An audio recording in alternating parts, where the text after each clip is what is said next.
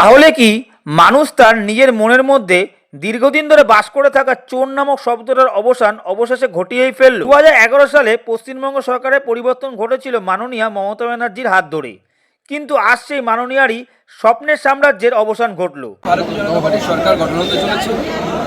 ভারতীয় জনতা পার্টি থাম্বিং মেজরিটির সাথে সরকার গঠন করবে এবং এটা অদ্ভুত, এই ভোটে দেখা যাচ্ছে মুসলিম এলাকাতেও তৃণমূল কংগ্রেস কিন্তু 100% ভোট পায়নি। মুসলিমরাও তৃণমূলকে ভোট দেয়নি। যে ভবিষ্যৎবাণী আমরা করেছিলাম যে হিন্দুদের ভোট তো তৃণমূল কংগ্রেস পাই না, মুসলিমদেরও ভোট পাবে না। আজ 15 বছর পর সেই মাননীয়ারই অবসান ঘটে গেল। আবারও পশ্চিমবঙ্গ সরকারের রদবদল ঘটল।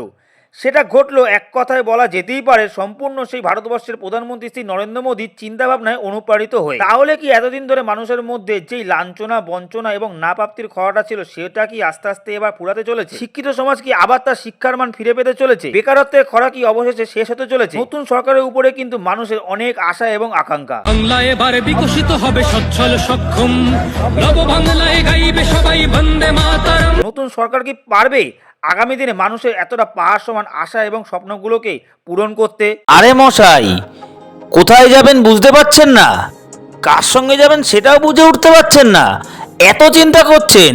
আমরা তো আছি আপনাদের পাশে। আমরা নিয়ে চলে এলাম আপনার আমার সকলের ভালোবাসার বিশ্বস্ত প্রতিষ্ঠান মজুমদার ট্যুরস অ্যান্ড ট্রাভেল। এখানে কিন্তু শুধুমাত্র আপনার বা আমার বিশ্বাসের জায়গা নয়, এটা কিন্তু ভারতীয় কেন্দ্রীয় সরকারেরও বিশ্বাসের জায়গা। তাহলে আর চিন্তা কিসের, চলে আসুন। আপনারা দেখছেন মজুমদার নিউজ বাংলা, আপনাদের সমস্যার আমরাই সমাধান।